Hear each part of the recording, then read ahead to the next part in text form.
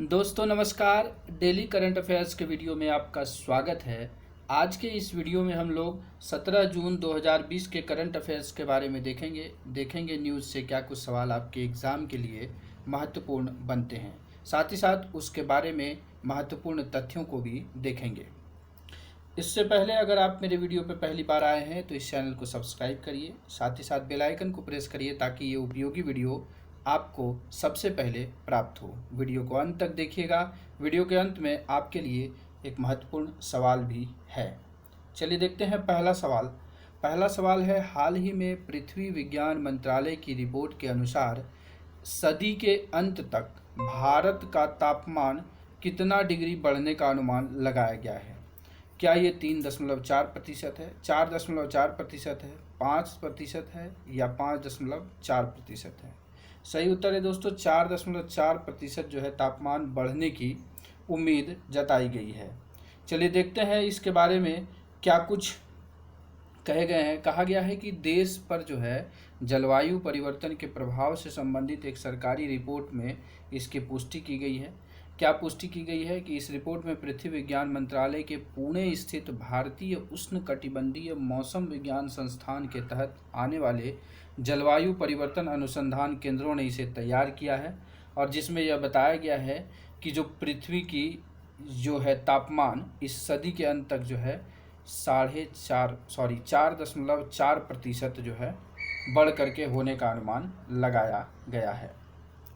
दूसरा सवाल देखें, हाल ही में किस राज्य में पहली बार हॉग बैजर्स, जिसे कि बोलचाल की भाषा में बिज्जू कहा जाता है, जानवर की दुर्लभ प्रजाति पाई गई है। क्या यह अरुणाचल प्रदेश है, सिक्किम है, त्रिपुरा है या असम है।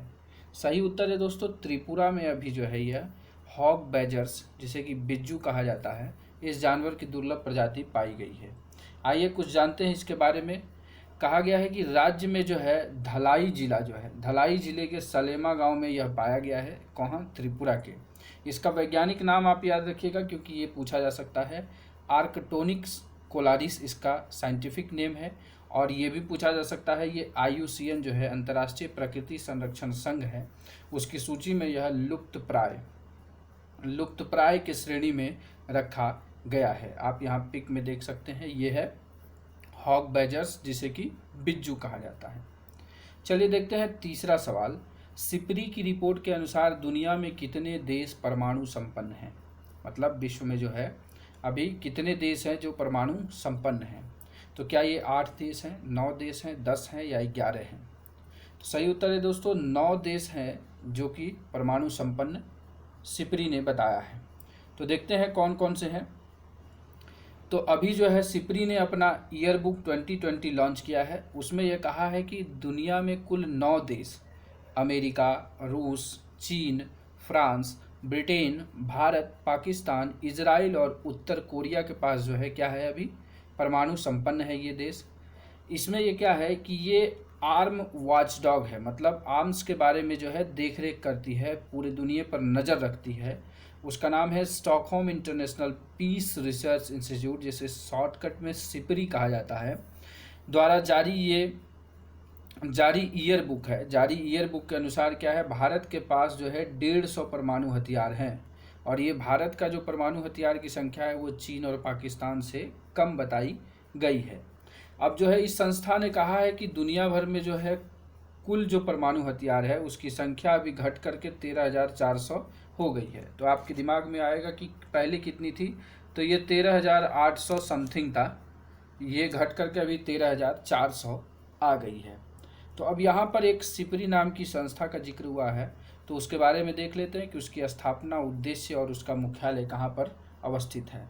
तो इसकी स्थापना हुई थी 6 मई 1966 में। ठीक है, यह एक थिंक टैंक है। इसका उद्देश्य है नीति निर्माताओं, शोधकर्ताओं, मीडिया और इच्छुक जनता के लिए खुले स्रोतों के आधार पर डेटा विश्लेषण और सिफारिश प्रदान करता है। इसका मुख्यालय स्वीडन में है, सोलन नामक जगह पर। तो ये हम लोगों ने स्टॉकहोम जो सिपरी है उसके बारे में हम लोगों ने देखा। चलिए देखते हैं अगले सवाल।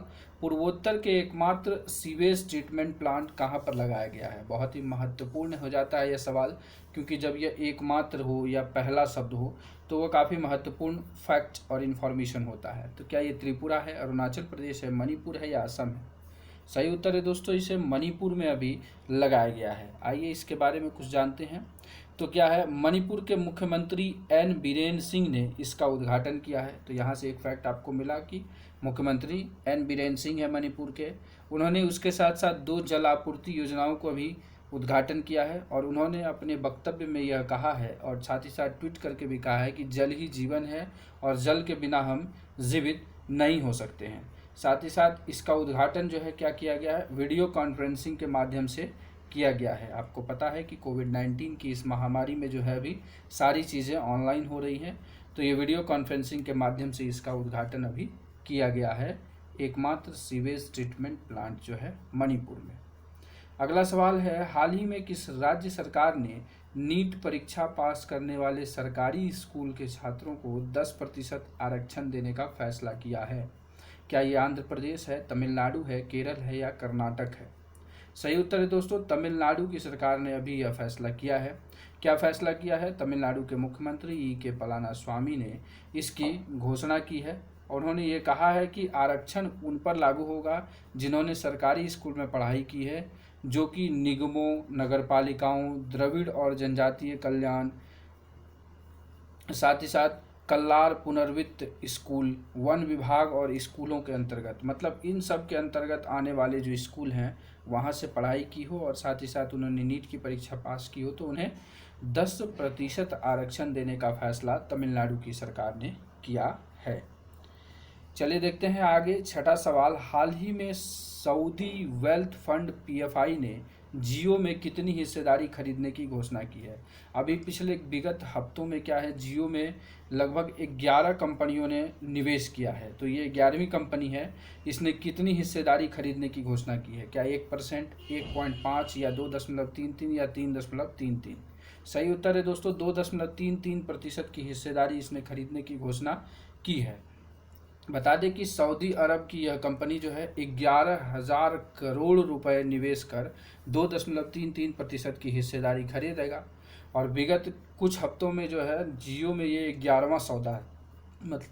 मतलब कि ये 11वीं कंपनी है जिसने कि जियो में अभी निवेश किया है, और 8 हफ्तों में जियो ने अपने 22.38% हिस्सेदारी बेच दी है, और उससे बेच करके 1,04,327 करोड़ रुपए जो है एकत्र किए हैं। ये है पब्लिक इन्वेस्टमेंट फंड सऊदी अरब की। अब जो जियो ऐसा कर रही है वो किस लिए कर रही है? तो जियो जो कर रही है कि अपने फंड को जो बेच रही है, बेचने के बाद उसके पास जो ये रुपए एकत्र हो रहे हैं, ये इसका सबसे बड़ा हिस्सा क्या होगा, कर्ज को चुकाने में वह प्रयोग करेगी। तो डिसइन्वेस्टमेंट एक प्रोसेस होता है, एक मेथड होता है जिससे कि निवेश को आकर्षित किया जाता है और कंपनी के बोझ को थोड़ा बहुत कम किया जाता है। चलिए देखते हैं 7वां सवाल। हाल ही में अंकटाड की रिपोर्ट के अनुसार एफडीआई पाने वाले देशों में भारत का कौन सा स्थान है? क्या ये 7वां है, 8वां है, 9वां है या 10वां है? तो भारत ने अभी एफडीआई पाने में जो है थोड़ा सुधार किया है पिछले वर्ष की तुलना में, और 9वें स्थान पर अभी पहुंच गया है। थोड़ा जान ले तो संयुक्त राष्ट्र विकास सम्मेलन की एक रिपोर्ट के अनुसार, मतलब कि जो है अंकटाड जो है, अंकटाड निकालती है वर्ल्ड इन्वेस्टमेंट रिपोर्ट। इस रिपोर्ट में ही क्या बताया है कि भारत को 2019 में 51 अरब डॉलर विदेशी प्रत्यक्ष निवेश प्राप्त हुआ है, और इसके साथ ही जो है वो 2018 में उसे 42 अरब डॉलर एफडीआई आया था, और वो 12वें स्थान पे था। लेकिन 51 अरब डॉलर पाने के बाद जो है अब भारत जो है 9वें स्थान पर आ गया है। इस वर्ल्ड इन्वेस्टमेंट रिपोर्ट में यह भी बताया गया है, जबकि आपको बता दें ये 2019 का रिपोर्ट है जिसे 2020 में प्रकाशित किया गया है, लेकिन 2020 के लिए जो है अनुमान क्या दिया है अंकटाड ने कि वैश्विक स्तर पर जो है एफडीआई में 40% की गिरावट दर्ज की जाएगी। और साथ ही साथ ये भी एक फैक्ट दिया है कि विकासशील देशों में यह 45% तक भी गिरावट जा सकती है। भारत की जो है गिरावट जो है इस कोविड-19 में 5 से 6.8% तक इसकी विकास दर नीचे जा सकती है। तो ये हम लोगों ने देखा अंकटाड का एफडीआई जो कि वर्ल्ड इन्वेस्टमेंट रिपोर्ट निकालती है, उस रिपोर्ट के बारे में। बहुत ही महत्वपूर्ण सवाल है ये, इस तरह के सवाल जरूर छपते हैं एग्जाम में। सीधा सीधा पूछ दिया जाएगा आपसे कि वर्ल्ड इन्वेस्टमेंट रिपोर्ट कौन प्रकाशित करता है, तो अंकटाड प्रकाशित करता है। आपके लिए यहाँ पर एक सवाल कि आप कमेंट बॉक्स में अंकटाड का फुल फॉर्म बताएंगे। चलिए 8वां सवाल, नासा ने पहली बार किस महिला को स्पेस फ्लाइट प्रोग्राम का प्रमुख नियुक्त किया है? क्या ये कैथी लुडर्स हैं, लॉर्ड मेरा हैं, मैरी सोरार्ड हैं या स्लिम बग है? तो इसका सही उत्तर है कैथी लुडर्स को जो है अभी पहली बार स्पेस फ्लाइट प्रोग्राम के लिए नियुक्त किया गया है। आप पिक्चर देख रहे होंगे, ये हैं कैथी लुडर्स। 9वां सवाल देखें, हाल ही में किसे बिहार खादी और खादी मॉल के ब्रांड एम्बेसडर नियुक्त किया गया है? क्या ये मनोज बाजपेयी हैं, सतीश मिश्रा हैं, पंकज त्रिपाठी हैं या सोनाक्षी सिन्हा हैं? तो सही उत्तर है दोस्तों पंकज त्रिपाठी को जो है अभी क्या है, बिहार खादी और खादी मॉल के ब्रांड एम्बेसडर नियुक्त किया गया है। ये हैं पंकज त्रिपाठी।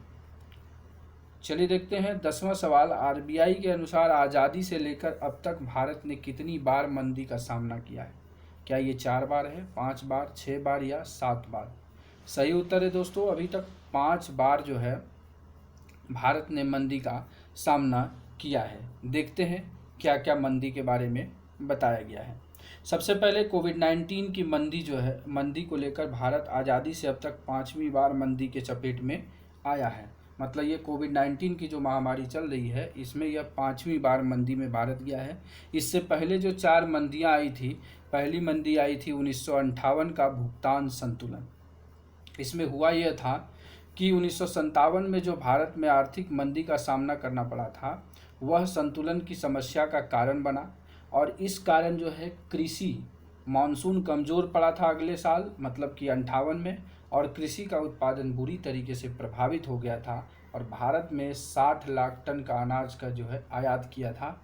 इस कारण जो है 58 में भुगतान संतुलन के कारण जो है मंदी आई थी। साथ ही साथ 66 में सूखा के कारण, जबकि आपको बताएं थोड़ा पीछे चले तो 1962 में चीन के साथ युद्ध किया था भारत ने, 65 में पाकिस्तान के साथ युद्ध लड़ा था और युद्ध से अर्थव्यवस्था बुरी तरह प्रभावित हो गई थी।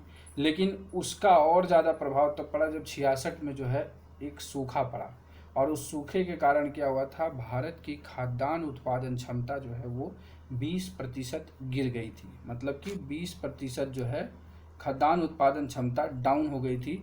इस कारण जो है 1966 में जो है सूखा जो है मंदी का कारण बना था।